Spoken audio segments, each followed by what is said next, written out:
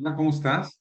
Es un gusto poderte seguir saludando por medio de estas clases asincrónicas que estamos teniendo dentro de lo que es esta módulo 2 de capacitación en técnicas de litigación en audiencia preliminar del juicio oral laboral, dentro de lo que es el programa para apoyo de los trabajadores y sindicatos de Avarol y México y el gobierno de Canadá. Para mí es un gusto y un honor, como lo he expresado en todas las demás sesiones, participar con ellos y que me den la oportunidad de platicar contigo por este medio. Con este video estamos llegando a lo que es la mitad, básicamente, de lo que es el curso. Hasta ahorita lo que hemos visto, hablamos de habilidades de comunicación de manera general, tanto como orales. Entramos precisamente a hablar del razonamiento deductivo, del silogismo, de las técnicas de argumentación, ¿sí? Y en este momento esta sesión nos va a servir de parteaguas o puente de transición para iniciar a platicar de lo que es la argumentación oral. Lo que vamos a analizar dentro de este video son básicamente aquellas situaciones especiales que nos permiten enriquecer la argumentación, desde luego escrita, pero principalmente oral, que es lo que nos ocupa el día de hoy.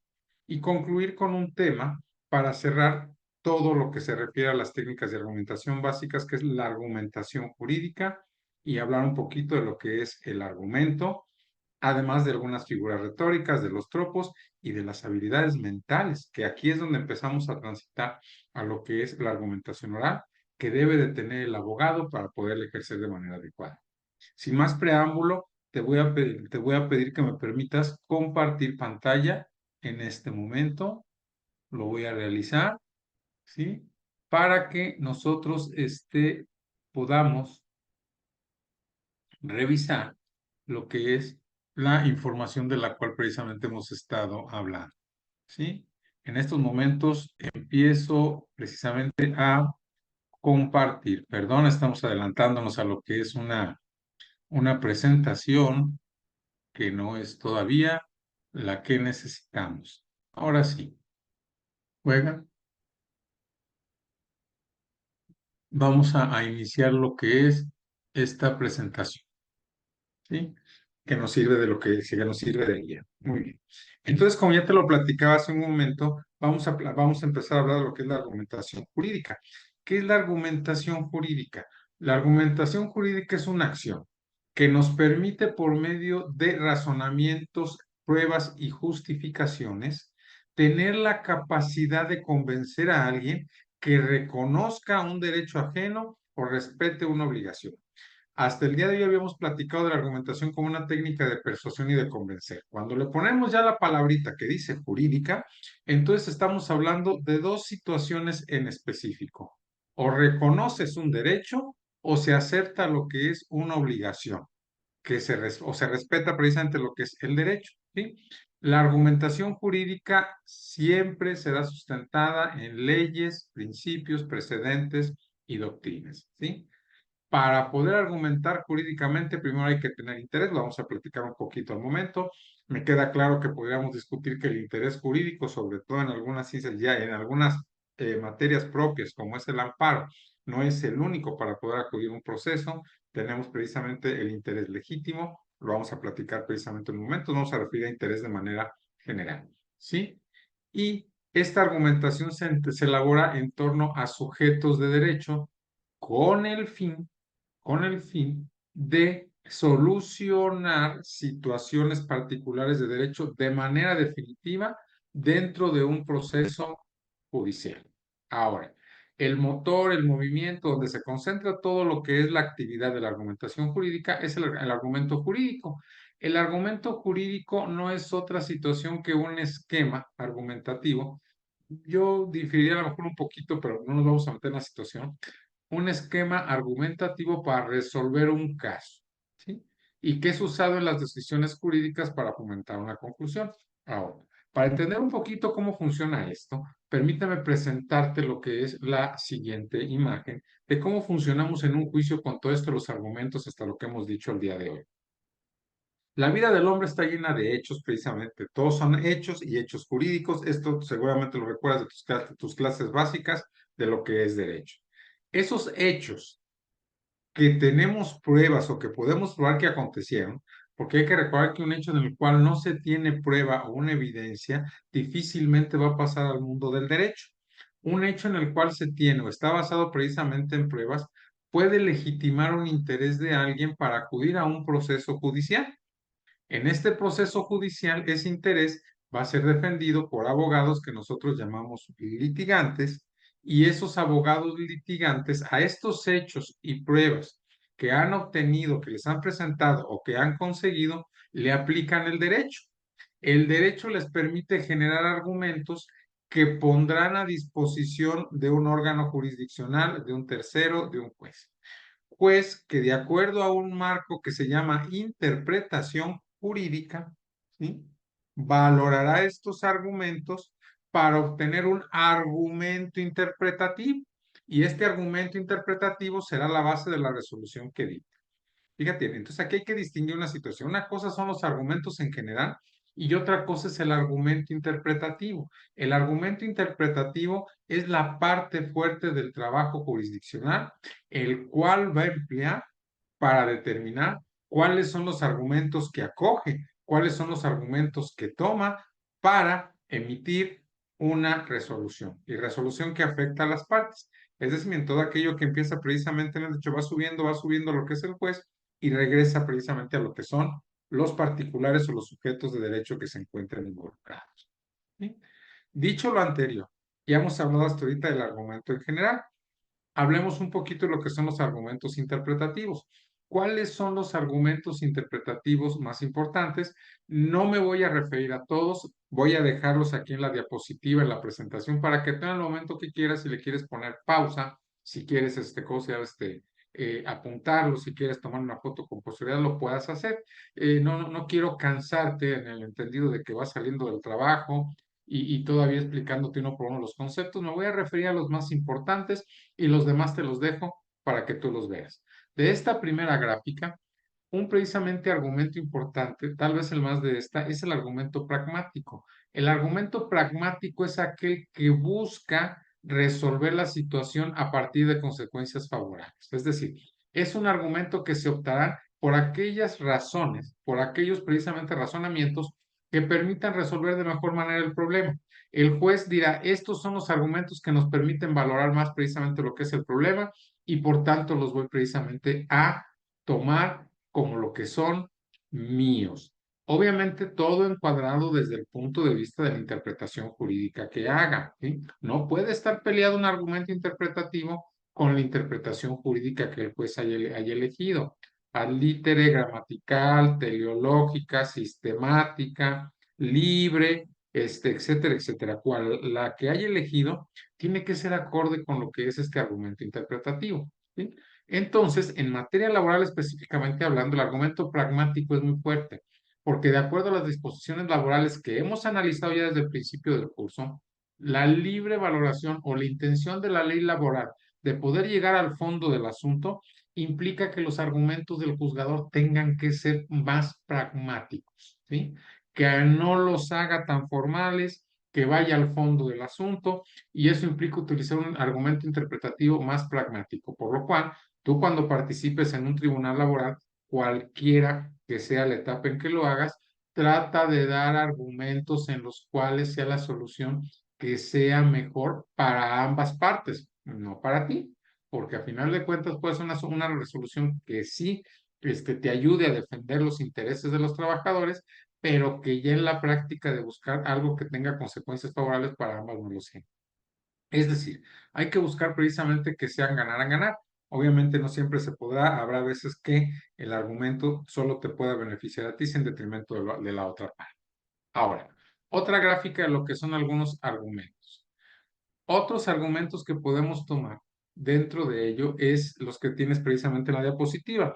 Yo me referiría a esta como los más importantes al argumento sistemático, en el cual hablamos de que los artículos, las disposiciones legales, no se interpretan de manera aislada, se interpretan las unas con las otras. Este es un argumento muy importante que el juez en materia laboral utilizará de manera continua, en razón de determinar las formas, términos y condiciones en las cuales se dio la relación laboral. Es decir, las formas en que se dio una relación laboral no se trata de cuestiones aisladas, no se trata de cuestiones en las cuales puedan sobrevivir una sin la otra.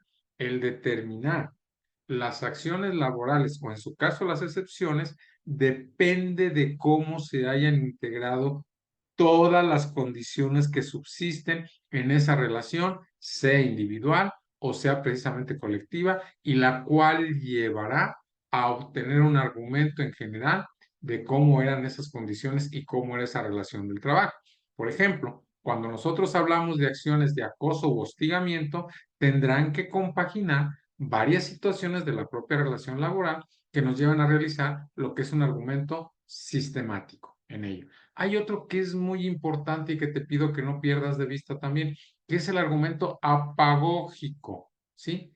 El apagógico o de reducción al absurdo es un argumento interpretativo que al día de hoy es de los más utilizados porque es el argumento que sustenta la razonabilidad.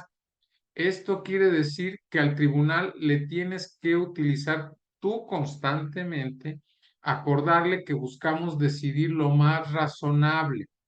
¿Qué es lo más razonable? Aquello que aceptamos como, aquellos que aceptamos como verdad la mayoría de las personas que nos encontramos en determinado universo. Los norteamericanos lo dicen que es lo razonable, la razonabilidad es aquello que piensa la comunidad, ¿sí?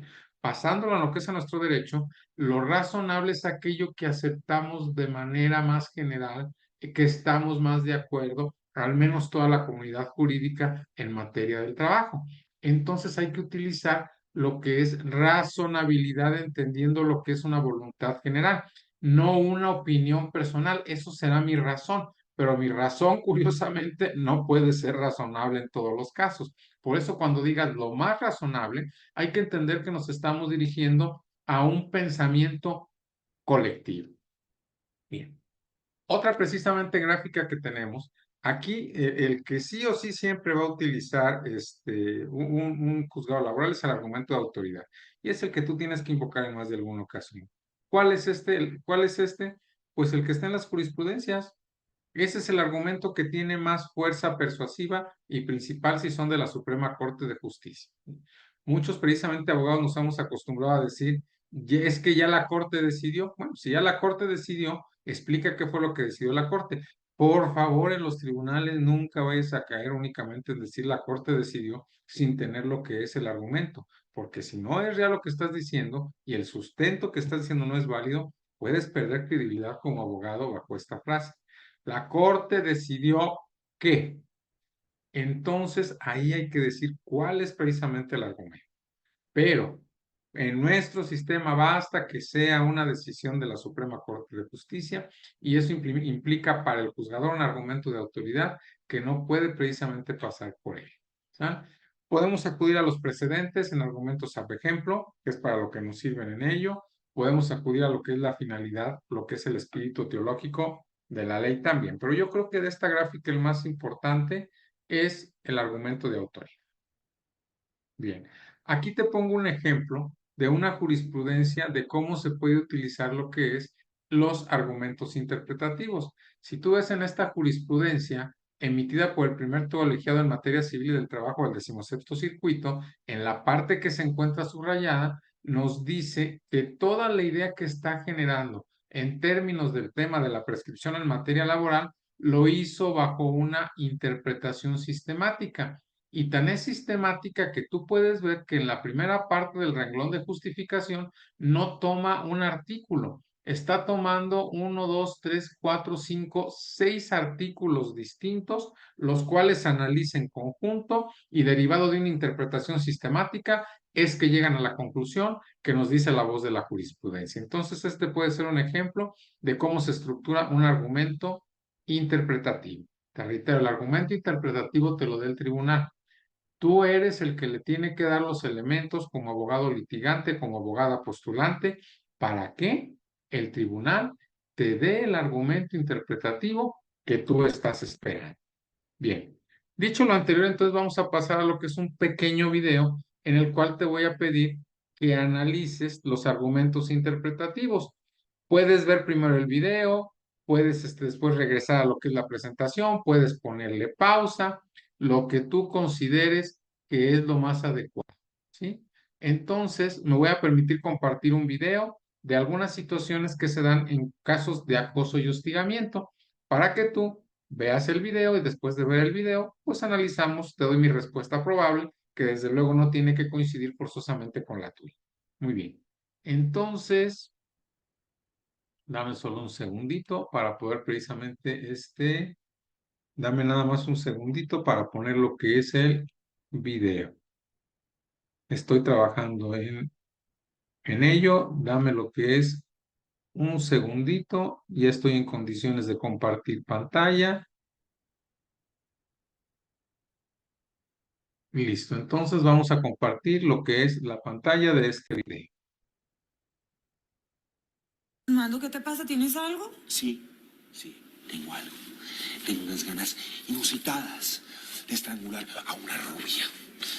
Ojipelada como usted, dientona como usted y me echa trapo como usted. Tengo ganas de estrangularla hoy. Cuénteme qué hago, qué me recomienda. ¡Ah! ¿Me trae lo que me prometió Betty, por favor? Sí, doctor.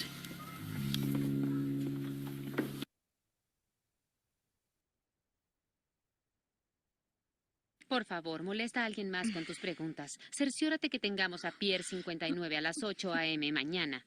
Haz que Jocelyn me muestre los cartapachos que Mark está haciendo en el Pony. Y luego dile a Simón que aceptaría a Jackie si Maggie no está disponible. ¿Confirmó de Marchelier? ¿De marcha? De Marchelier. Llámalo por teléfono. Bien. Y Emily. ¿Sí?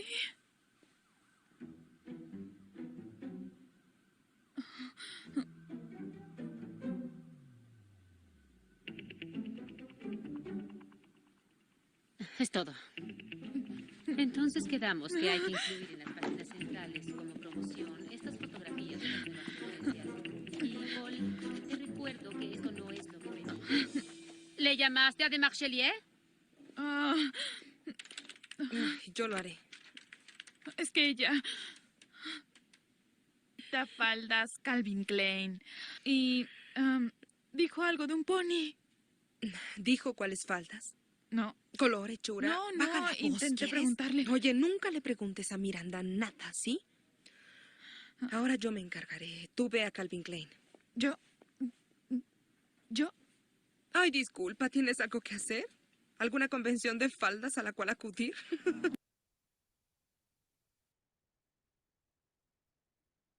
Doctor Beatriz pensó. Tranquila, cálmese. Aquí el que asustó fui yo. Qué pena, doctor, me quedé dormida. No, sí, ya veo. ¿Y este es el hueco donde vienen los empleados de cómo va a dormir o qué? Este hueco es mi oficina, doctor. ¿Y quién la puso aquí? Don Armando. Donde viniera una comisión de derechos humanos lo llevarían preso. Pero por algo la puso aquí, me imagino. Debe ser el sitio más oscuro y cómodo para dormir.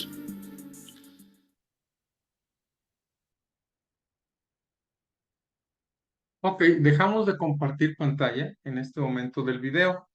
¿A qué conclusiones llegaste? Evidentemente todas las situaciones que se marcan son situaciones que aunque son escénicas distintas de dos series, pues sí resultan reprobables en materia del trabajo, sobre todo cuando se dan en la realidad.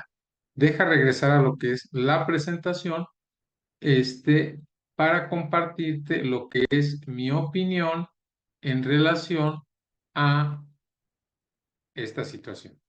Juega. Yo opino que los argumentos interpretativos que se dan o que se tendría que resolver esta situación, primero es un argumento pragmático. Independientemente de cualquier otra interpretación, aquí hay un acoso, hay precisamente un bullying laboral en el cual tiene que ser castigado y que debe de ser al argumento pragmático de lo que está ocasionando, que debe precisamente de pararse. Además de que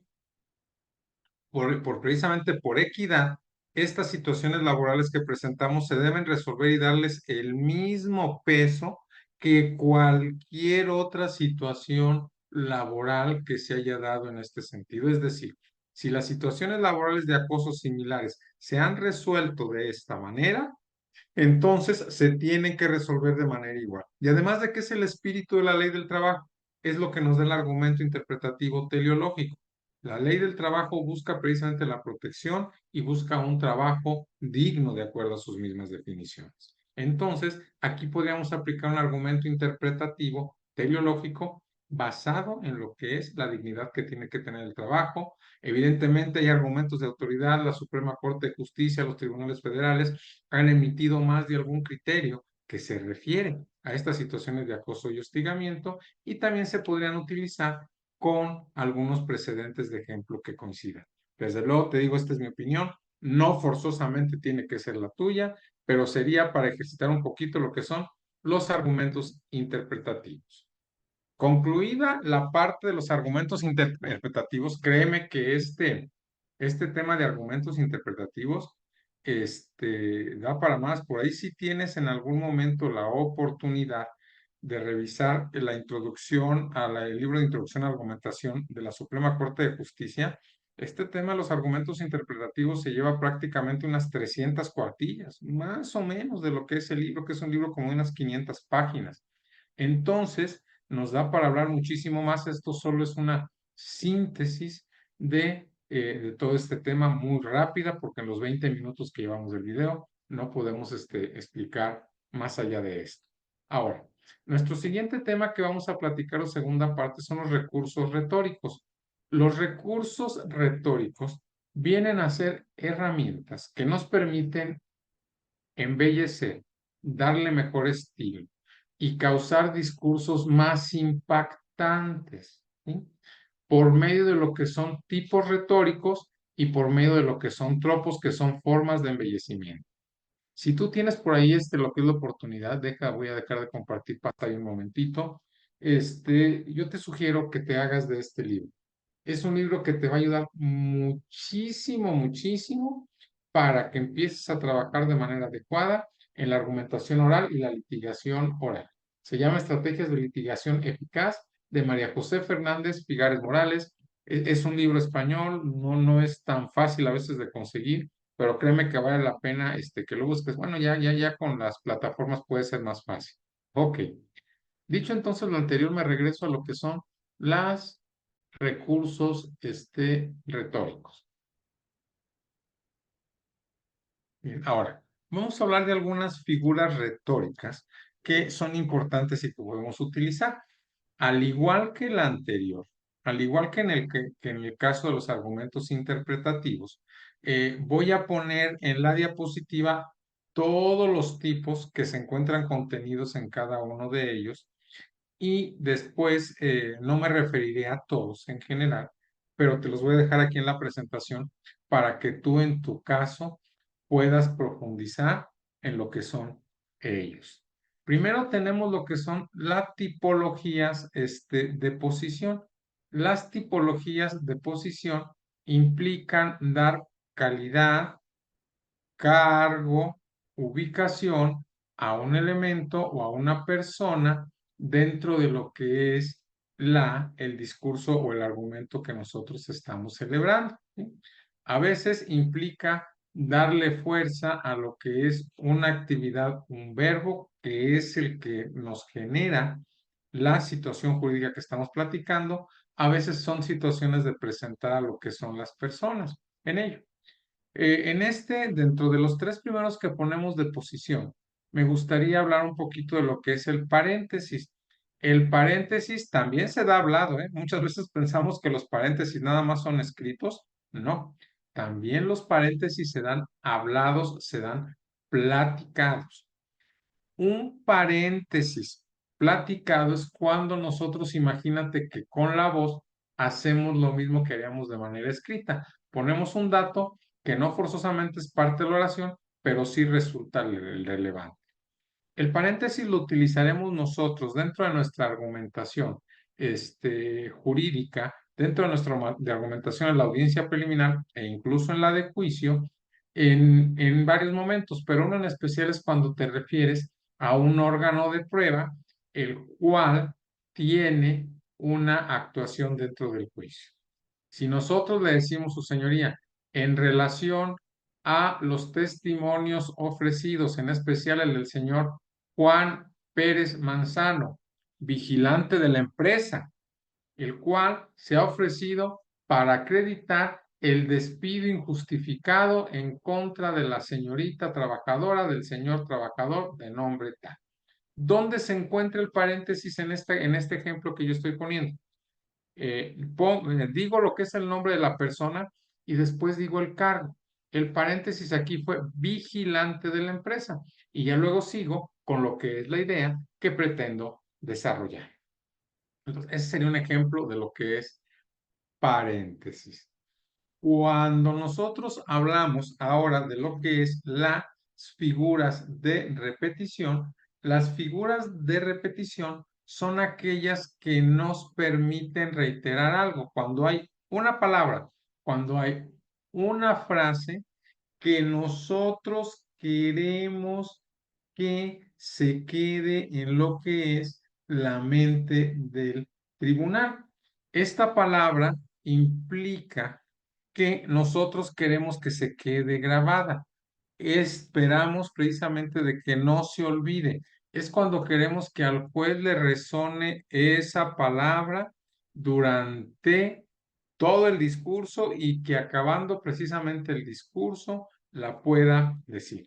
De manera inicial, te presento estas tres que están en la gráfica, pero yo quisiera platicarte más de lo que es la última, que es la que se encuentra de germinación, para poner el ejemplo. La germinación es repetir 3 veces la palabra que quieres que se grabe. Se dice, y lo has oído seguramente en algunos oradores implican repetir una palabra 3 veces. ¿Por qué lo hacen? Porque dicen los que saben de esto que cuando tú repites algo 3 veces se queda en la mente de alguien. No voy a profundizar en ese tema, no es un tema psicológico que yo no sé el adecuado para llegar para más. Pero sí te puedo decir que esto se utiliza en la germinación.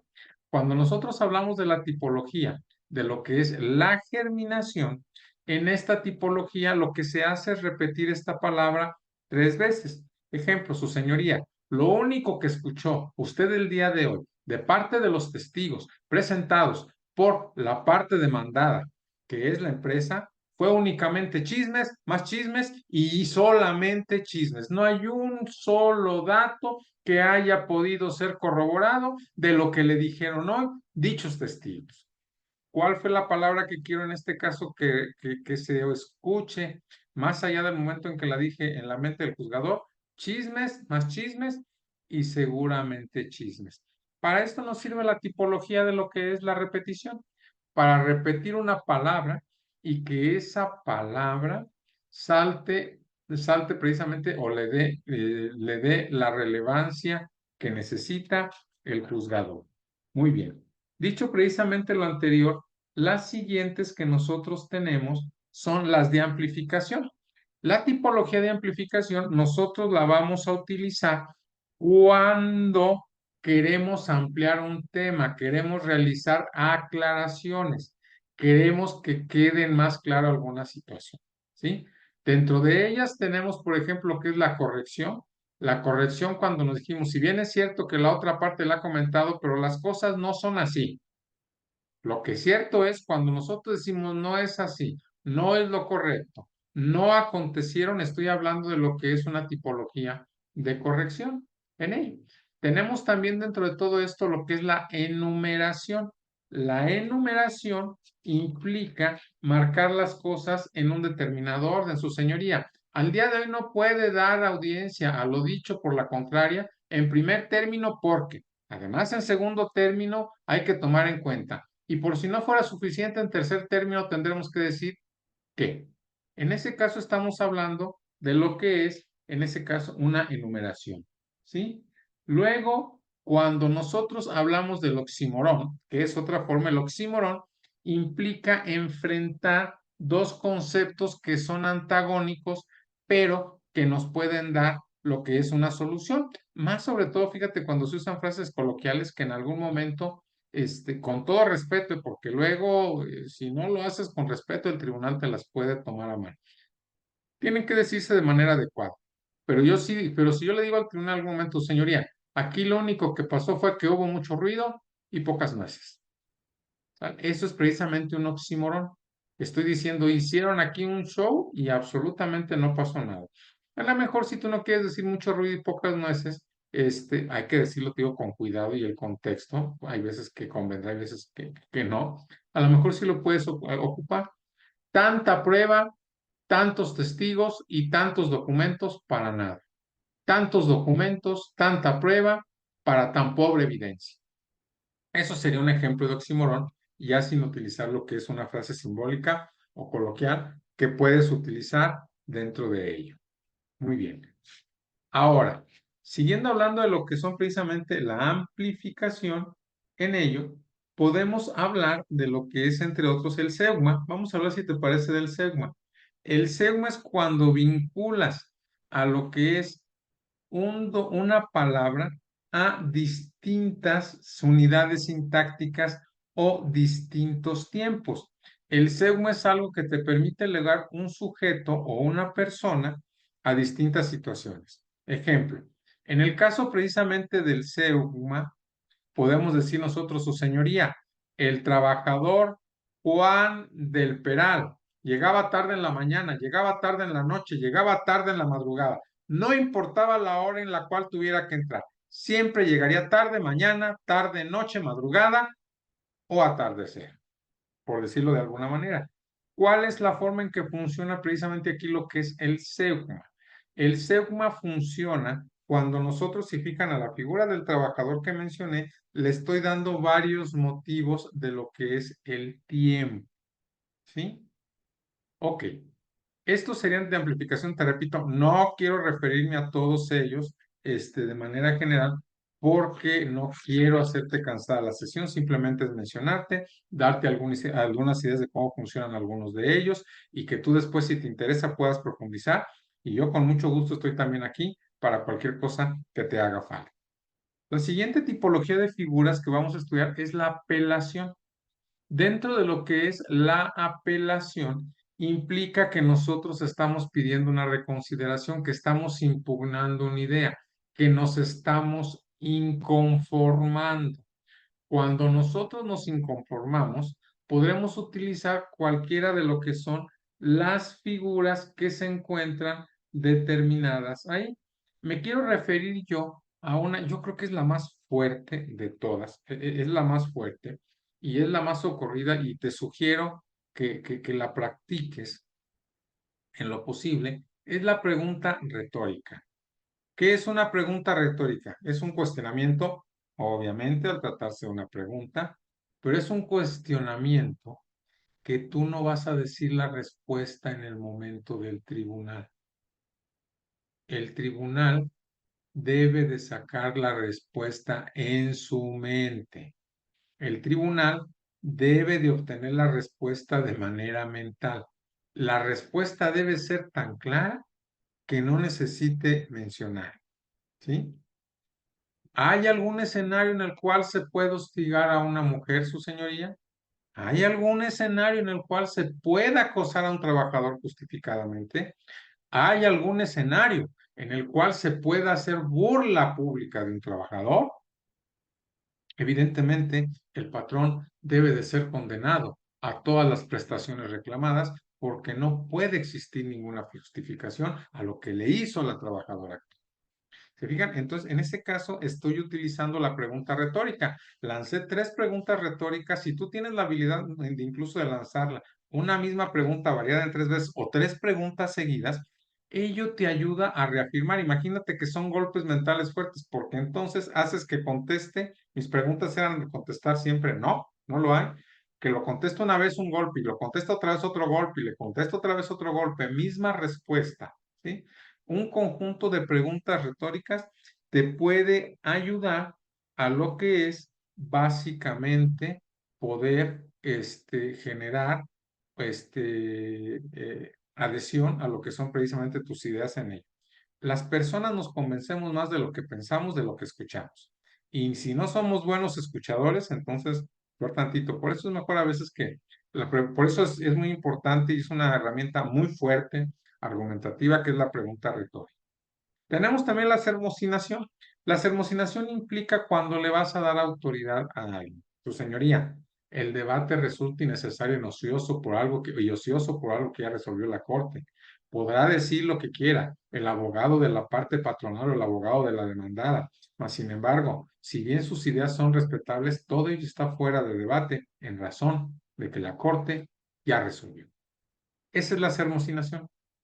Cuando acudimos nosotros a una autoridad para decir que es una situación que ya se encuentra resuelta. Ahora bien, vamos a hablar precisamente de lo que son ahora los tropos. Los tropos son muy similares a las figuras retóricas. Las figuras retóricas son formas de irle dando estilo a lo que es precisamente el discurso, embellecimiento en esa situación, pero el tropo implica causar un impacto más fuerte, un impacto emocional. Una diferencia que hay entre lo que es las primeras tipologías de figuras que vimos y los tropos, la figura puede ser un poquito más amplia, pero el tropo puede ser precisamente reducido y marcado en lo que son palabras precisamente sencillas. Me voy a referir, y no solo son palabras, algunas son situaciones de actitudes. Por ejemplo, entre los que te puedo destacar, ¿sí? El énfasis es muy importante. El énfasis no depende de las palabras. El énfasis depende de la velocidad, el tono, la modulación que tú das a la voz. Esto implica que tu voz haces que el discurso suene interesante, cambiando lo que es la tonalidad, cambiando la velocidad, cambiando lo que es el volumen incluso. Yo algo que intento realizar para enfatizar y quiero que una idea se quede importante es que cuando quiero que una palabra quede importante o quede en la mente de quien estamos hablando, disminuyo la velocidad o aumento el volumen, ¿sí? En ese caso, entonces, para que quede precisamente realizado. Esto es dar énfasis. La énfasis es la forma en la cual tú dices las cosas. ¿Qué cosas? Cualquier situación argumentativa que intentas convencer a una autoridad judicial, a cualquier persona, pero en nuestro caso a una autoridad judicial, a un juez, tiene que llevar énfasis. Un discurso, por muy fundamentado que esté, que sea plano, monótono, sin cambios de velocidad, de modulación, de tono o de volumen, no convence a nadie, ¿sí? Por muy fundamentado que esté. Y a lo mejor el juez te puede dar la razón porque él ya estaba convencido de ello antes, pero no porque tu discurso lo haya convencido. Hay cosas, me queda claro, que los que pueden ser tan transparentes los casos que la resolución está dada en materia laboral. Pero recuerda que si algún día te toca un caso difícil, tienes que tener un énfasis muy fuerte para poder convencer al juzgador, porque puede haber casos que no sean tan fáciles de resolver, ¿sí? Que no sean de lo común, casos que tengan matices específicos. Bien, ahora, otro precisamente que se utiliza mucho es la hipérbole. Nosotros hablamos precisamente del hipérbole cuando, en el buen sentido de la palabra, exageramos el término. ¿Qué quiere exagerar? Es cuando nosotros le ponemos una palabra, en el buen término de la palabra, más agresiva o más fuerte para que golpee de manera importante en la mente de quien nos está escuchando. Me voy a referir a una que es como, por ejemplo, la palabra despido, que es la que técnicamente nos marca la ley, me queda claro, pero es una palabra que se encuentra en medio. Si yo digo el trabajador fue separado, ¿sí? Entonces ahí estoy tratando de minimizar. El trabajador dejó la relación, estoy minimizando, pero fue separado sería lo correcto. Pero sigo su señoría. A este trabajador lo corrieron. Entonces lo corrieron. Es una palabra más agresiva que despido. Y yo todavía precisamente puedo decir su señoría. Lo corrieron y lo echaron a la calle. Entonces eso es una hipérbole. Le puse dos palabras más agresivas porque quiero precisamente que el juzgador tome en cuenta esa agresividad en el buen sentido de la palabra, y no me refiero a la agresividad de causar problemas, sino a la fuerza que le estás metiendo con elevar esa exclamación, que muestre indignación y que le estamos diciendo sin otra cosa, señor, esto no fue un despido, esto es peor que un despido. Por eso lo subimos y le decimos lo corrió, lo echaron. ¿Sí? Eso es un ejemplo de un hipérbole. Buscamos una palabra más fuerte para decir lo mismo y que por ende cause precisamente lo que es cause más efecto en el juzgado. La personificación implica atribuir cualidades humanas a objetos, animales o cosas. Esta personificación tal vez mira, pueda ser utilizada por los abogados de la empresa cuando quieren humanizar a lo que es una persona moral, un negocio, ¿sí? No es una persona real, pero pueden utilizar tropos de personificación, ¿sí? Si nosotros decimos en el Patito S.A. El Patito S.A. es una empresa humana que siente y es empática con las emociones de sus trabajadores. Evidentemente, si nos vamos a un discurso, ¿cómo se llama? A un discurso totalmente gramatical o totalmente natural, pues la persona, el patito, no puede ser humana ni ser empática, serán empáticas las personas. Pero esto es un tropo de personificación que nosotros estamos utilizando. ¿Juega? Muy bien. Te repito, podríamos pasarnos hablando más de lo que son los tropos. Solo quiero ponerte lo que son algunos ejemplos de ello. Terminando con lo que es la utilización, ahora vamos a de los tropos, vamos a la tercera parte y última de lo que es el video del día de hoy, que es referirnos a lo que son las capacidades mentales de uso en lo que es la abogacía. Bueno, una aclaración, por algunas situaciones de cambio de las sesiones sincrónicas, puede que en la última sesión que te suba de clase escuches que nos vamos a referir después a los tropos. Bueno, por el cambio precisamente de sesiones sincrónicas, ahora los tropos los estamos viendo en lo que es una sesión dentro, una sesión asincrónica y antes de lo que es el discurso jurídico. Única y exclusivamente por si ahí te dices, acá, pues que los tropos ya los dimos, no los dimos, no. Esa es la razón, y un poquito de acomodar a lo que son las sesiones sincrónicas que hemos tenido hasta el día de hoy, que ya tuvimos el día de hoy las dos. Bien, entonces vamos a hablar un poquito de lo que son las capacidades mentales del uso en la abogacía. Parte fundamental y de origen para lo que son todas las técnicas de comunicación y todas las técnicas de litigación que hemos visto y que verás más adelante. ¿Juega? Bien, ahora, lo primero para que tú puedas desarrollar una buena actividad intelectual como abogado es tener algunos presupuestos de los cuales puedas partir, ¿sí? Estos presupuestos implican primero que tengas un motivo para hacer las cosas. La motivación implica eso, tener un motivo. Si tú no tienes el motivo, entonces pues va a ser difícil que vayas a hacer o vayas a avanzar en lo que son precisamente las técnicas. Pero aparte del motivo debe haber un interés, ¿sí? El motivo no forzosamente produce interés.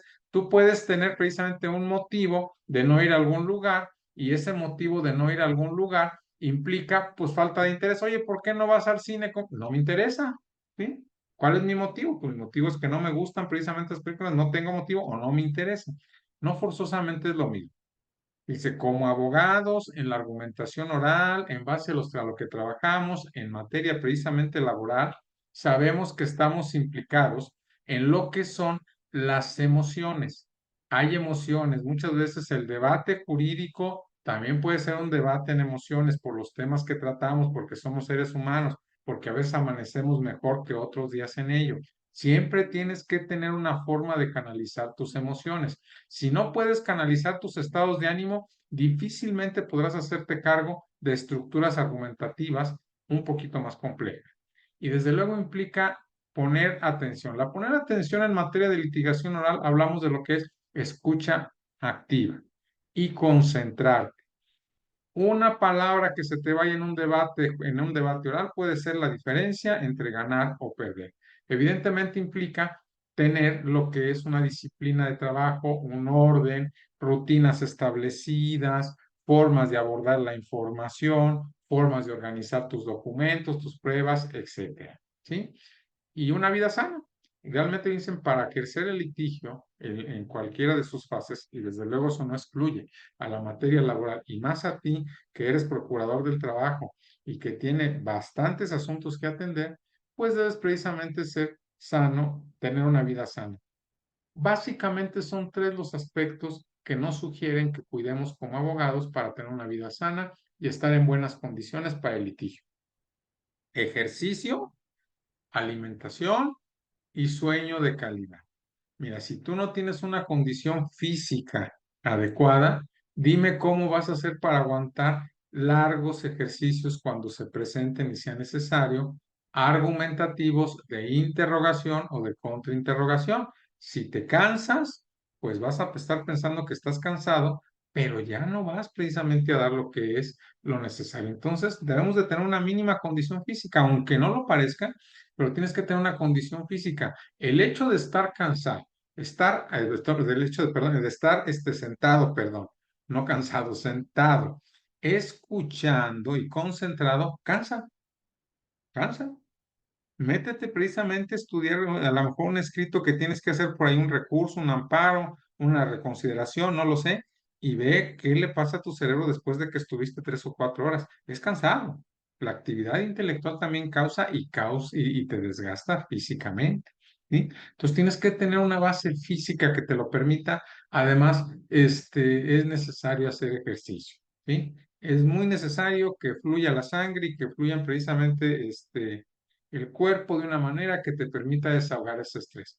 Recuerda que un problema que tenemos los abogados es que los abogados no descansamos a veces. ¿Por qué? Porque trabajamos con la mente y como la mente no te la puedes quitar, como si te podrías quitar tu cinturón de herramientas si trabajas en una empresa, una constructora, como si te puedes bajar del coche si fueras un chofer de taxi o Uber y dejas de trabajar. Nuestra herramienta de trabajo es la mente. A ver, quítatela en la noche cuando llegas a tu casa. Claro que no podemos. ¿Sí? Y muchas veces estás trabajando horas extras, dices que estás viendo la tele, pero estás pensando en el asunto, dices que te estás bañando, pero precisamente estás, ¿cómo se, estás pensando en el asunto, dices que estás corriendo, pero estás pensando en un asunto. Entonces, una vida sana implica tener condición física y saber precisamente dormir, no dedicarle tiempo al trabajo cuando no lo puedes resolver, además de la alimentación. Mucha vitamina B nos recomiendo. ¿Sale? Ok, pero yo no soy doctor. Voy a quedarme ahí con esta parte. Ahora, la primera herramienta que tú tienes que cuidar es precisamente la memoria, por una simple y sencilla razón. Todo lo que dices en materia de los debates y de argumentación orales, en materia laboral y cualquier otra, es de memoria. ¿Sí? Esa es la técnica correcta, es de memoria. Nunca lo hagas leyendo. Leyendo es precisamente lo peor que tú puedes hacer. Si tú interrogas, si tú contrainterrogas, si tú argumentas, si tú debates, es de memoria. ¿Sí? Como comprendes precisamente las ideas. La lectura siempre va a debilitar tus técnicas de persuasión y tus técnicas de control. Entonces, pues para poder precisamente realizar cualquier ejercicio, necesitas trabajar con la memoria, ¿sí? Nosotros pensamos en la memoria en un solo momento, pero realmente la memoria tiene 3 momentos. El registro, que es cuando la memoria se da cuenta de lo que son esos datos, percibe, es la parte sensitiva o sensorial que con los sentidos nos contactamos con el mundo y empezamos a recibir información.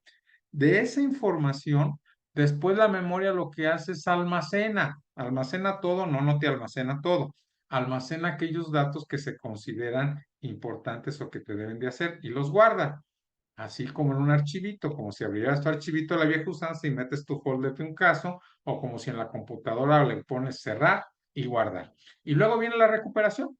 Cuando esa información la necesitas, entonces sale de lo que es la memoria. ¿Sí? Ahora, básicamente nosotros tenemos 3 tipos de memoria que son las que estamos hablando dentro de lo que es la diapositiva. Lo que es estos 3 tipos de memoria es la sensorial, la memoria a corto plazo y la memoria a largo plazo, ¿sí? La sensorial es la retención que tú tienes cuando estás recibiendo la información en ese momento, ¿sí? Nada más. Y no quiere decir que es una memoria que puedas guardar, simple y sencillamente lo estás recordando. La de a corto plazo es la que se genera por la repetición.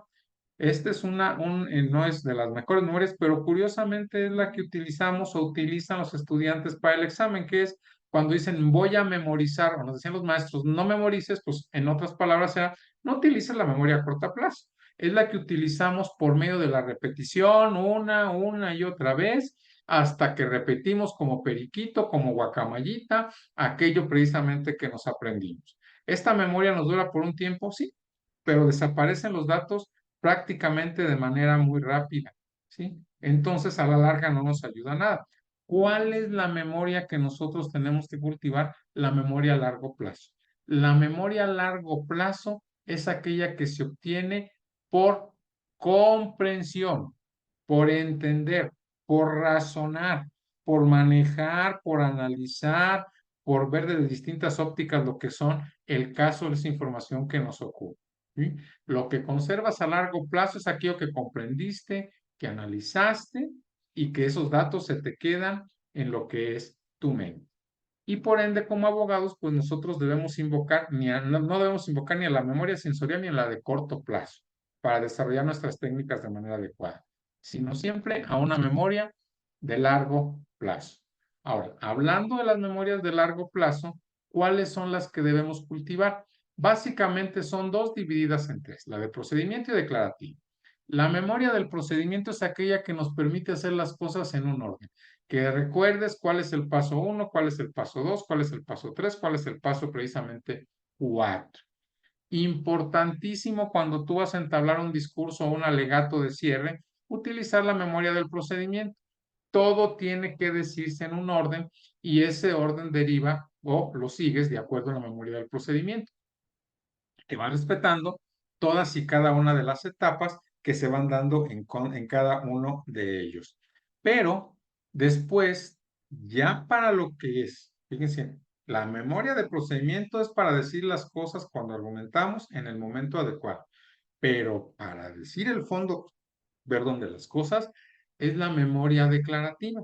Y esta memoria declarativa la tenemos en dos sentidos. O puede ser la memoria episódica, que es la memoria que nos permite describir con circunstancias de lugar, tiempo y forma lo que nosotros vamos a hablar. Es decir, no ser ambiguos, no ser genéricos al grado de dejar muchas cosas al aire. Entonces tenemos que desarrollar memoria episódica. Por eso cuando nos enteramos de datos importantes o que son sustanciales, por favor, es importante que te lo sometas tú a círculos de interrogación como lo harías cuando interrogas a un testigo, en esa memoria episódica, que digas, a ver, el despido, ¿cuándo? ¿A qué horas? ¿En dónde? ¿Quiénes estuvieron? ¿Sale? Esos datos te generan, si tú los guardas y los comprendes, la memoria episódica que te va dando todas las circunstancias de lugar, tiempo y forma, ¿sí? Y después viene la memoria semántica o de significados. Esta memoria semántica o de significados es la que ya hace un análisis, ¿sale? Para valorar los hechos. Esto es donde empieza el verdadero argumento, en la memoria semántica o de significados. Hasta aquí lo que es la de procedimiento y episódica son memorias fácticas o para situaciones de hecho. Para argumentar, necesitas trabajar con la memoria semántica, que es aquella que selecciona hechos y después de seleccionar precisamente esos hechos, entonces los valora, los analiza, los separa, los conjunta, los sintetiza, les da fuerza, les quita fuerza, los reúne con otros, etcétera. Muy bien, entonces tenemos como abogados una de las habilidades que tenemos que desarrollar es la memoria semántica. Ahora, dentro de las técnicas que tú puedes utilizar para fijar lo que son enunciados, más que memorizarlos, ¿sí?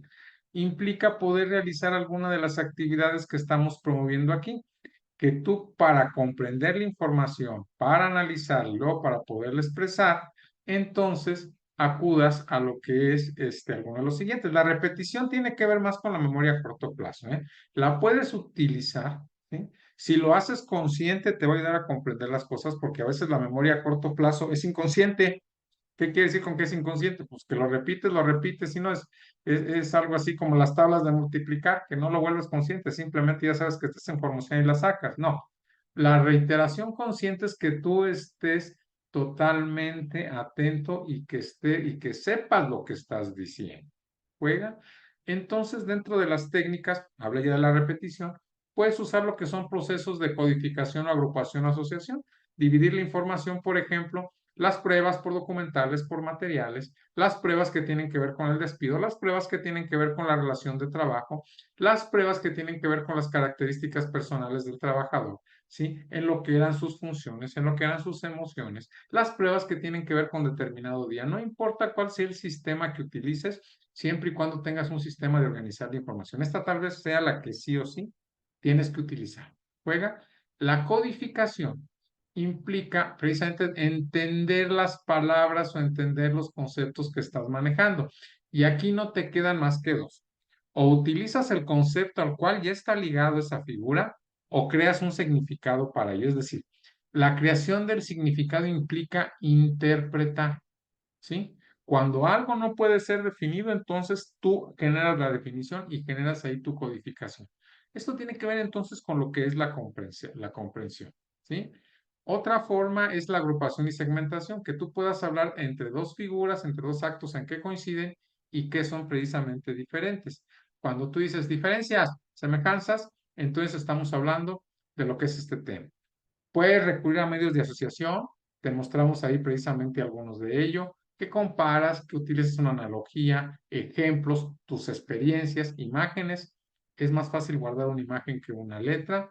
O nodos o vínculos, que son puntos de coincidencia en los datos que nos permiten utilizar varios supuestos, ¿sí? Pero lo importante es, más allá de algo, de alguna técnica en específico, que tengas una que te permita utilizar.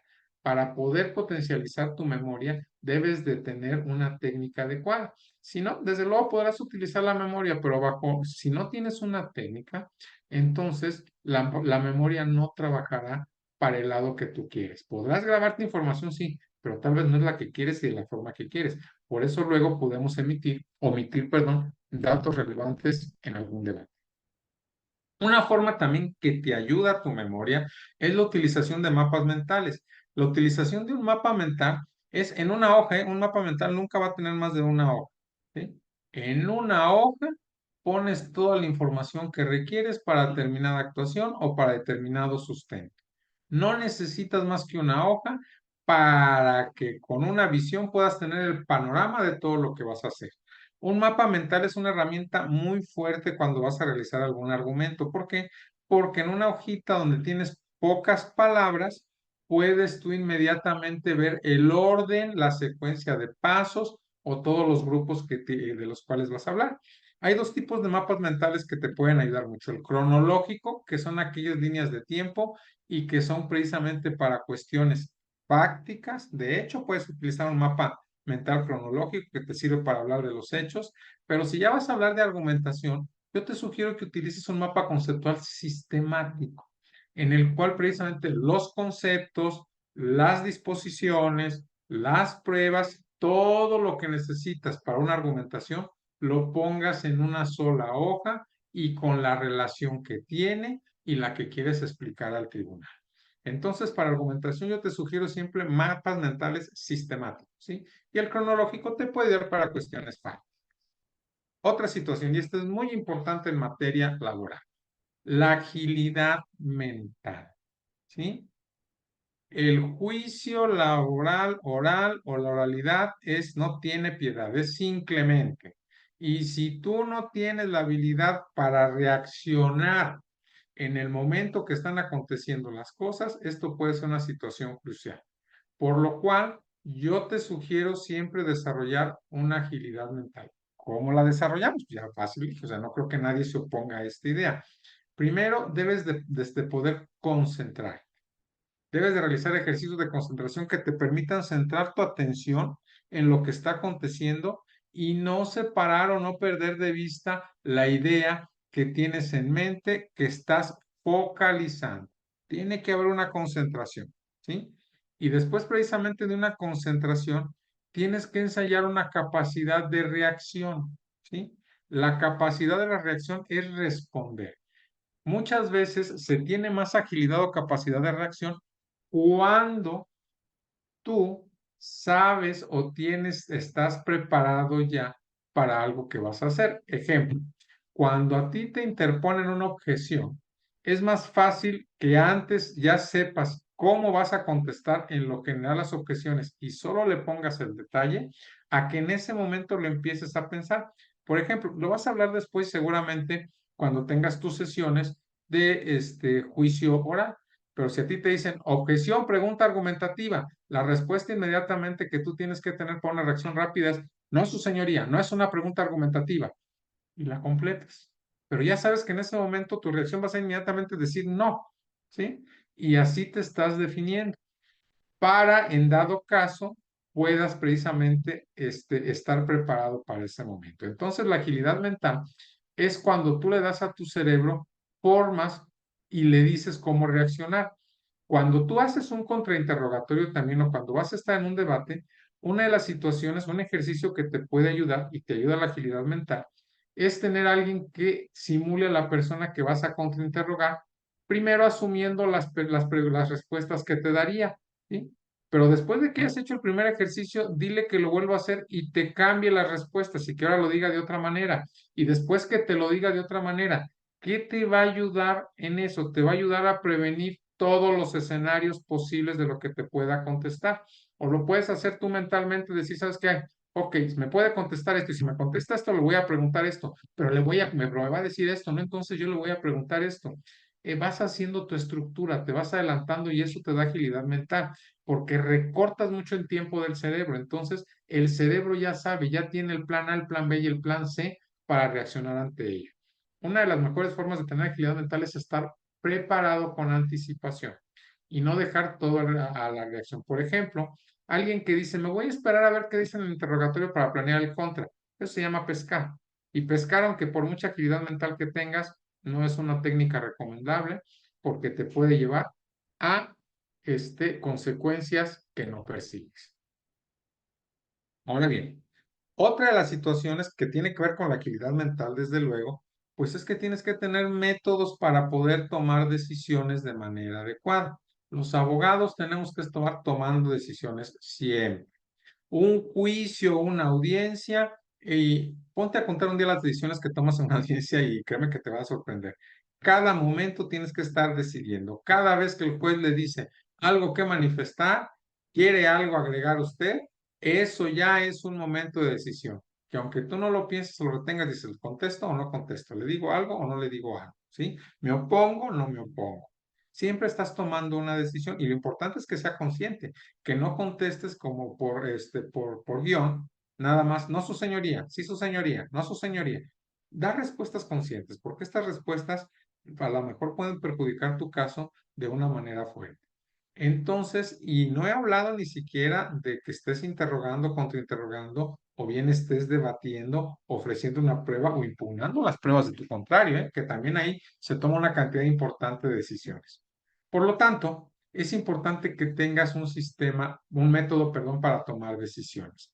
Básicamente hay dos que tú puedes precisamente utilizar cuando tienes tiempo para hacerlo. Ahorita vamos, porque a veces en la audiencia de juicio no tienes tiempo.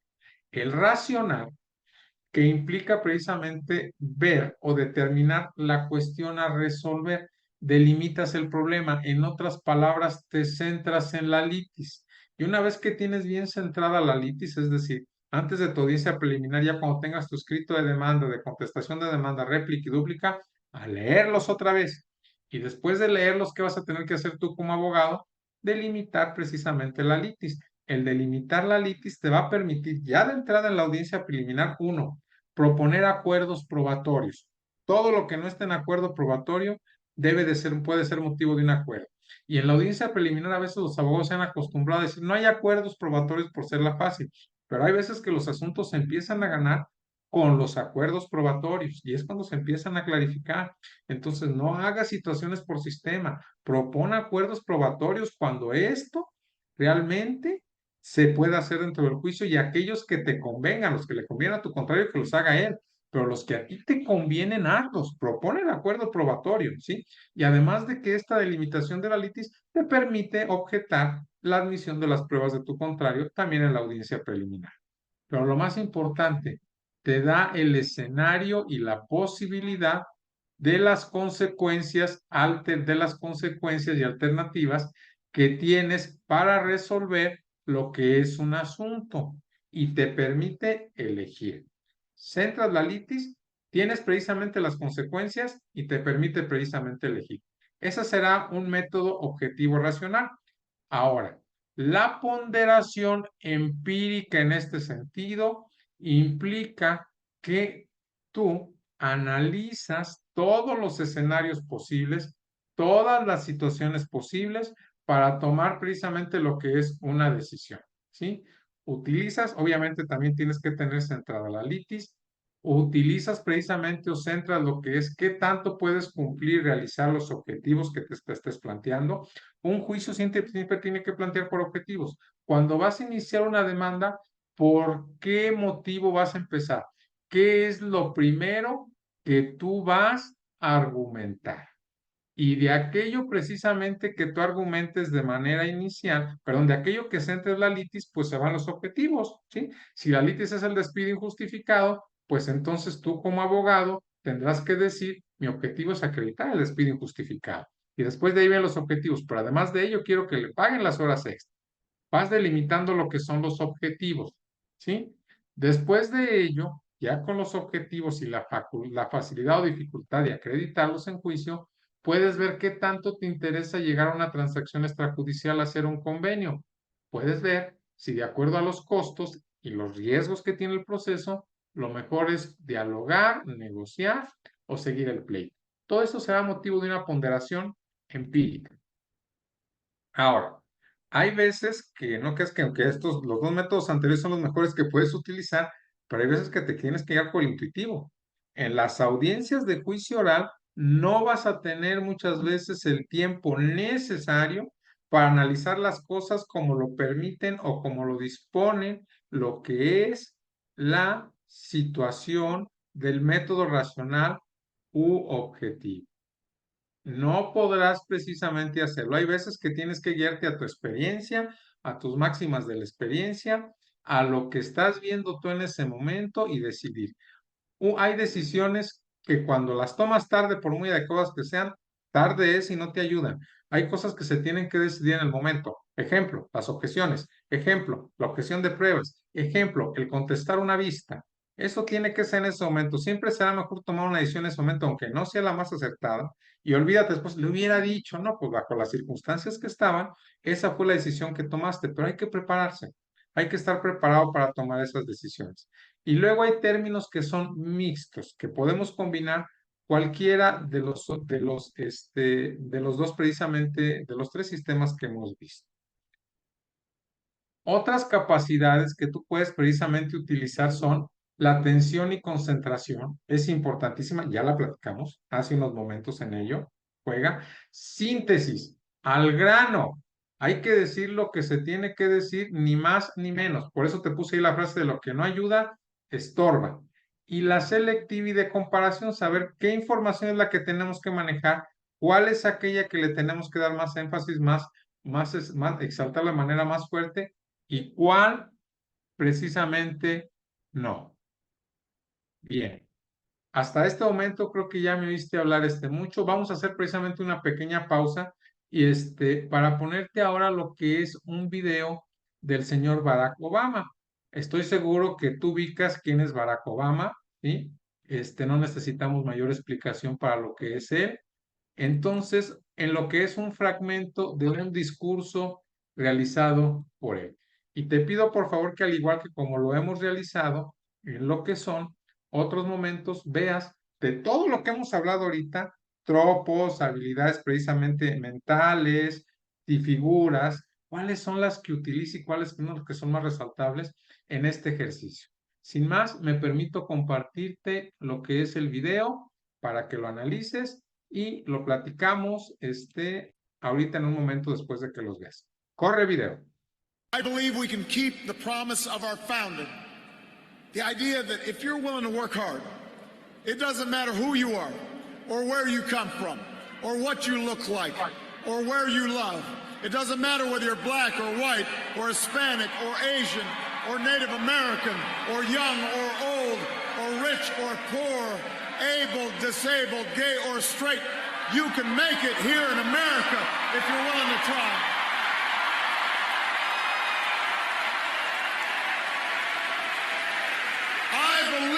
can seize this future together. Because we are not as divided as our politics suggests.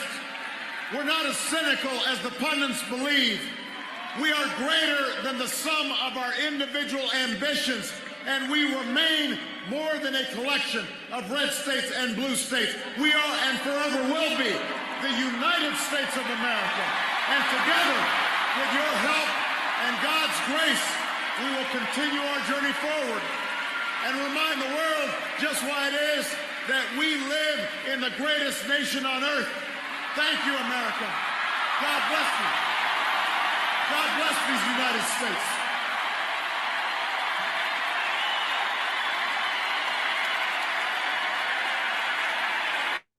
Bien, dejo de compartir lo que es el video. Ok, dejo de compartir lo que es el video. Entonces, regreso a lo que es la presentación en ello. Dentro de lo que es la presentación, dividido, tú puedes manipular lo que es el video las veces que quieras para regresar y ver qué información se da. Yo te voy a dar mi opinión de lo que vi en este video o de lo que vi del discurso de Barack Obama, que nos queda claro que es un orador experto, ¿sí? Y que nos permite ejemplificar lo que estamos manifestando aquí. No lee el discurso. ¿Tú le viste algún papel que lea? Fíjense, tienes algo totalmente distinto. Por eso tiene más impacto. De memoria. De memoria es más natural y más impactivo. Al grano. Solo utiliza las palabras que necesita. Utiliza la figura de corrección. Dice que Estados Unidos no están divididos y lo hace en 10 segundos, ¿sí? Utiliza información exacta. Nada más la información que te puede dar en ese sentido, ¿sí? No abandona nunca la idea principal. Su idea principal siempre son precisamente los Estados Unidos. Utiliza palabras significativas que tienen que ver directamente con la memoria semántica. Te aporta detalles precisos que son de la prescripción. Ves precisamente su énfasis, que es la buena gesticulación, volumen, velocidad y vocalización, y lo que es el énfasis, ¿sí? Habla de Estados Unidos como un ser vivo, que es una personificación, como lo vimos adelante, ¿sí? Aquí puedes ver lo que es un ejemplo de cómo todo esto que hemos estado platicando hasta este momento aplica en la realidad. Bien. Ahora, fíjate, también hay otra cosa que tú debes de tener como abogado. Es muy importante que tengas una inteligencia emocional y tolerancia bajo presión, ¿sí?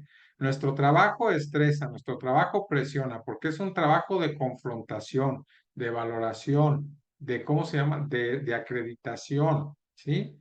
De que manejamos situaciones delicadas en cualquier área que lo hagas, y la materia laboral no es de excepción. Y como seres emocionales, te puede precisamente producir alguna de las situaciones, emociones que estamos hablando. Claro que te puedes precisamente enojar en algún momento, ¿sí? Entonces, el problema no es que te puedas enojar o te pueda dar ansiedad, el problema es cómo lo arreglas, cómo lo solucionas y cómo lo controlas, ¿sí? Si a ti te llega precisamente la ira o lo que es el enfado, ¿sí? Lo primero que tienes que hacer en este sentido es tomar conciencia del pensamiento que te genera la reacción. ¿Por qué te enojaste? Es decir, hay veces que una palabra, dependiendo de tu historia de vida, puede, ¡pum!, cambiar lo que es tu reacción y precisamente enojarte o darte precisamente lo que es la ira. Entonces tienes que detectar qué te está enojando. Las personas no nos enojamos por nada, a menos que tengamos un problema. No te enojas por nada. Tienes que detectar qué te enoja. Pero esto lo haces bajo una idea en la cual tú puedas precisamente enfriar. Esto implica retirar y apartarse. Es dame mis 5 minutos, dame mi espacio, ahorita regreso. Si te pasa en un tribunal, pide una pausa, señoría, solicito se me concedan 2 minutos, ¿sí? Y el tribunal evidentemente te los puede conceder entendiendo esta situación. Juega, entonces hay cosas que tienes que retirar, enfriarse, y ahí precisamente, ¿cómo se llama? Dar. Luego es expresar el descontento asertivamente. ¿Qué quiere decir? ¿Tú tienes que decir siempre que no te enojas? No. Puedes decirlo, pero desde una manera asertiva. Puedes decir, señoría, resulta molesto escuchar esta situación. Punto. Lo expresas de una manera asertiva. ¿Sale? Que vean que la emoción no te domina, que tú eres el que está dominando la emoción. ¿Sale? Y relativizar, que dice obtener un beneficio. Recuerda precisamente que muchas veces quien te quiere hacer enojar quiere precisamente que pierdas el asunto porque pienses en otra cosa y te enganches, ¿vale? Ve mejor de esa situación. ¿Qué le puedes obtener de beneficio a lo que está haciendo la otra parte que te hace enojar que tú puedas precisamente tomar? Luego tenemos lo que es la ansiedad. La ansiedad es tomar conciencia del pensamiento que te genere esta reacción. La ansiedad viene precisamente del estrés. ¿Juega? Entonces, fíjate, cuando tú tomas precisamente lo que es la ansiedad y el estrés, lo mejor es aplicar una técnica de relajación. Hay muchas técnicas que puedes utilizar. El respirar profundamente, el soltar el aire, es una técnica precisamente de lo que es relajación en ello. Otra situación, cuando se te producen estas situaciones, ver, adoptar precisamente una situación crítica ante las creencias. Mira, lo vamos a ver un poquito más adelante, pero hay cosas, cuando hablamos del temor, que hay una situación real que te produce un temor. Pero hay otras cosas que tú te las inventas, que tú solito eres el que te genera ansiedad. Cuando dices, voy a perder, me va a pasar, me va a acontecer, tú misma eres la que se está generando lo que es la ansiedad. Entonces hay que checar algunas situaciones de las creencias. Estaba leyendo el día de ayer, curiosamente, un libro en el cual te dice de una persona que se enfermó una vez de bronquitis en Navidad y cada vez que llegaba Navidad se me va a dar la bronquitis, me va a dar la bronquitis y le volvió a dar. Y le pasó por 3 años hasta que un día fue al hospital y dijo, ay, yo siempre me enfermo en Navidad. Y la enfermera le dijo, es una tontería, no hay ninguna base científica para que te dé eso. La persona entendió y dice, pues sí es cierto, ¿qué bases científicas creen? Dejó de pensarlo y nunca más se ha enfermado en Navidad de lo que fue la bronquitis. Si tú dices que te va a pasar, tú mismo estás atrayendo las cosas. Debes de cambiar precisamente lo que son esas creencias y buscar otras alternativas. La tristeza es otra situación que nosotros tenemos que manejar muchas veces. Cuando las cosas no salen como tú piensas, entonces, pues precisamente pueden producirte tristeza. ¿Cómo manejamos la tristeza como abogados? Actividades lúdicas, la conversación, el pasar tiempo con personas platicando, con amigos es algo que te puede dar mucho. Los juegos, céntrate, los juegos de mesa es una actividad potencial para abogados. Si no lo haces, trata precisamente de jugar juegos de mesa, no de video. De mesa porque te permite una interacción personal, pero lo más importante, manda tu mente a otra situación de manera activa a resolver problemas triviales que son los del juego. No funciona con la televisión, ¿eh? No funciona a veces con los videojuegos.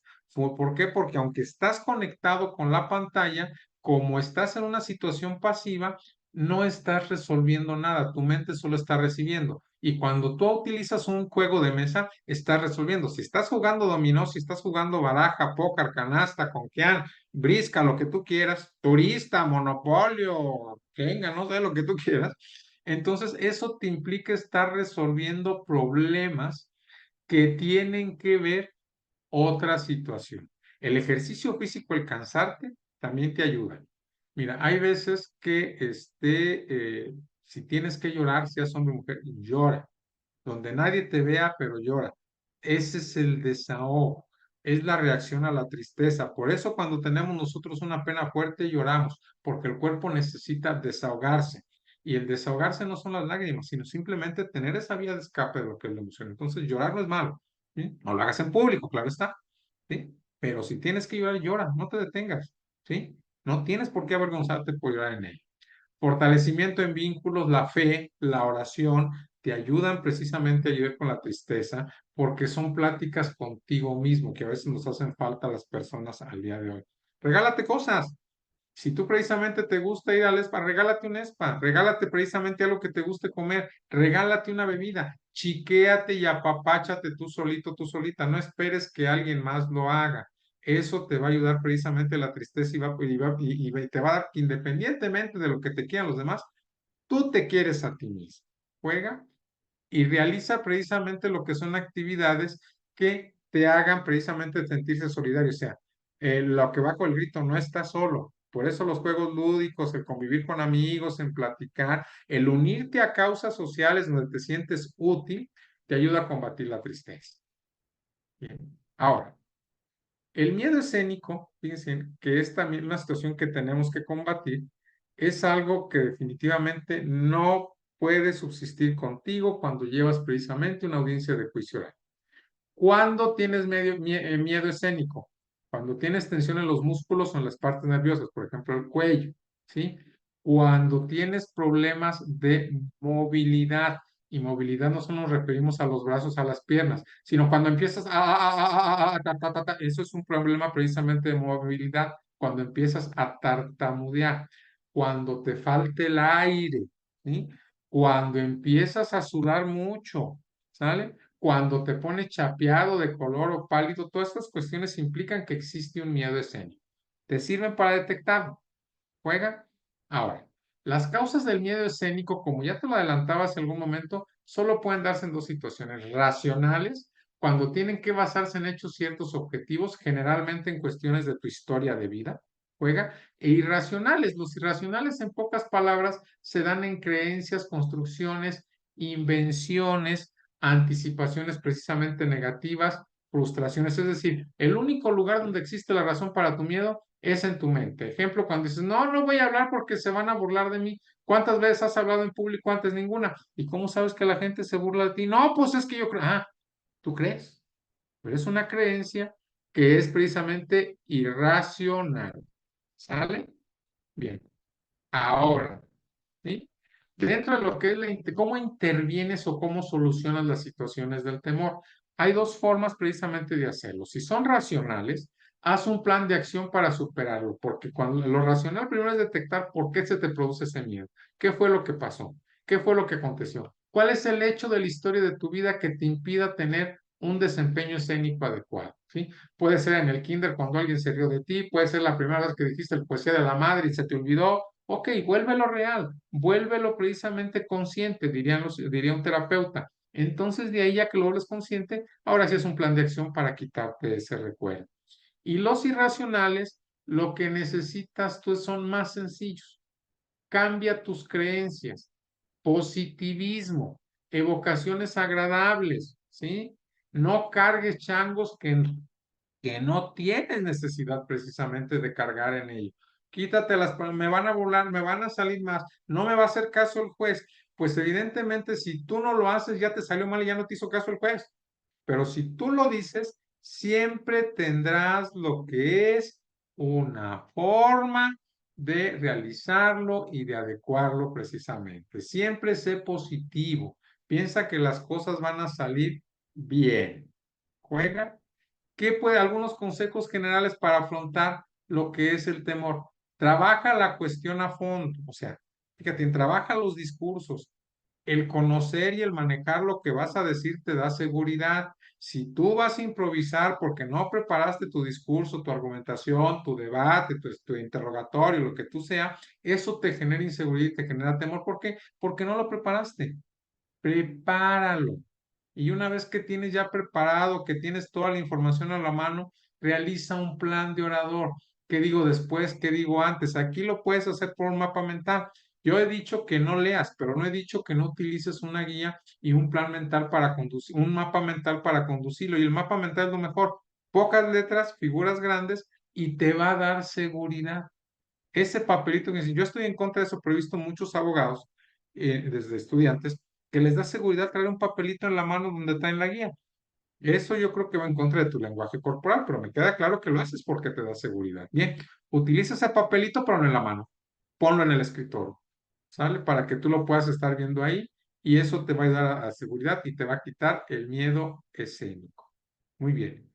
Cumple rigurosamente las tareas y busca cumplir objetivos, ¿sale? Mira, las cuestiones de la oralidad, si tú te quieres aprender todo lo que hemos visto en este curso en una sentada, en un día ya empezar a ver todo, vas a acabar haciendo nada. Una cosa a la vez. Cumple un objetivo. Si tengo problemas de comunicación, hilada, primero me voy a hablar de manera hilada. ¿Cómo se llama? Y después de que pueda hacer una comunicación hilada, me voy a dar énfasis, voy a tratar de que mi discurso tenga énfasis. Y luego, me voy a dedicar a manejar lo que es el paréntesis. Y después de ello, me voy a dedicar a decir precisamente el orden del discurso, una cosa a la vez, un objetivo a la vez.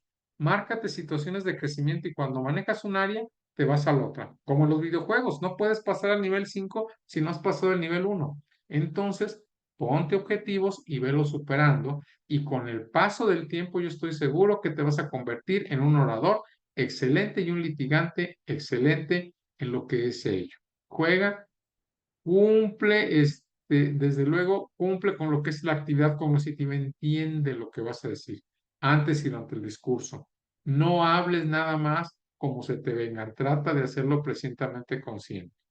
Y sácale más jugo a lo que te sale mejor. Si lo que te sale mejor es hacer tropos, sácale jugo. Si lo que te sale mejor es hacer énfasis, sácale jugo. ¿Sí?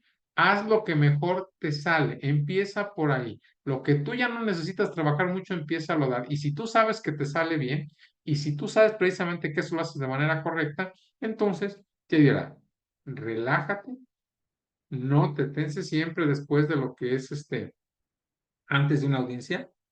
Trata de relajarte y canaliza tu energía, aún la negativa. Entonces, a mí una situación que me ayudó mucho, cuando alguien me decía, no se puede, no tienes razón, entonces en lugar de decir, no, pues ya me dijeron que no tengo razón, pues ya valió gorro todo, empecé a canalizar mi energía y decir, no, voy a demostrar que sí la tengo y voy a demostrar que sí se puede y voy a demostrar que estoy en lo correcto. Y canalizaba ese enojo, esa frustración que me decían cuando recibía uno, hablando en materia jurídica, para poder demostrar que eso era un sí. Algunas veces, llegando a las últimas instancias en el amparo directo o indirecto, según fue el caso, me ratificaron y me dijeron que no, pero otras muchas veces, por esa mentalidad, cambiaron la decisión. ¿Sí? Hubo precisamente un asunto en una junta, en la Junta de Conciliación Federal de Arbitraje de aquí, precisamente de Guanajuato, en el cual, fíjense bien, me duró prácticamente ese asunto, aunque ustedes no lo crean, un asunto con una de las empresas paraestatales más grandes que hay en este país, se pueden imaginar cuáles pueden ser. Ese asunto me tardó 10 años. 10 años tardé en resolvérselo en favor al trabajador. Y fueron 10 años porque tuve que acudir 4 veces al amparo directo. 4 veces, precisamente, la Junta me dijo en su momento que no, me fui al tribunal colegiado, 1, 2, 3, 4, hasta que la 4.ª vez ya le dijeron a la Junta que tenía de manera directa que realizar una condena en contra de la paraestatal. Si yo me hubiera desanimado por esas situaciones, no hubiéramos llegado a lo que fue el final, que implicó con paciencia, con tolerancia, pero canalizando siempre la energía, ¿sí? Y canalizando la positiva a una acción de solucionar, no a una acción de resignar. Muy bien. Okay. Ya para terminar lo que es esta parte, creo que es el video más largo de todos los que hemos realizado. Quisiera compartir un pequeño video contigo que enfatiza todo lo que hemos estado hablando en este momento.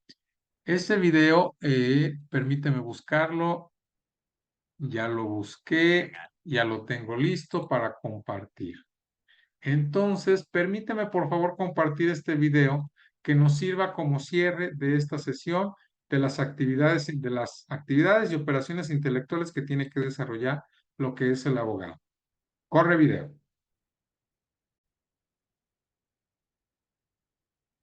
Perdón, le quito la pausa. Tira.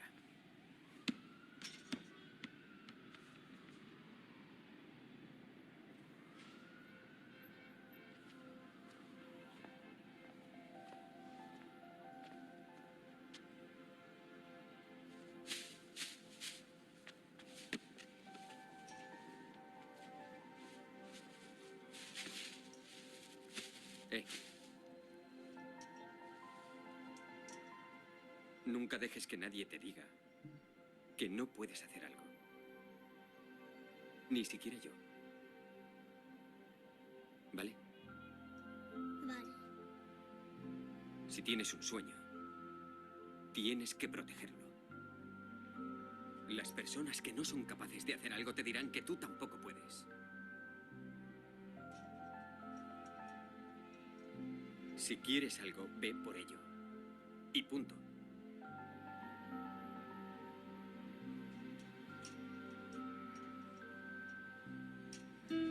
Vamos.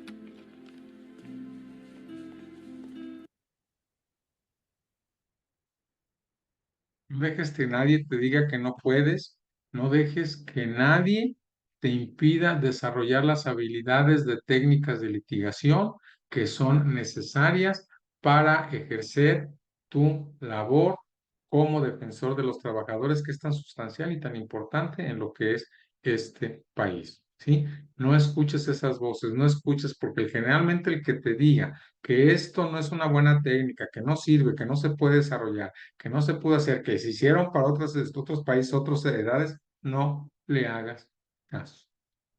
Te aseguro yo que con práctica, con paciencia, te vas a convertir, si no es que ya lo eres, en un abogado exitoso en litigación oral o más exitoso de lo que eres al día de hoy. Me dio mucho gusto compartir con este video sándwich, que es prácticamente de los del medio. Terminamos el día de hoy con estos temas. Nos vemos en la siguiente. Por lo pronto te deseo que estés bien, te encuentres en donde te encuentres. Hasta luego.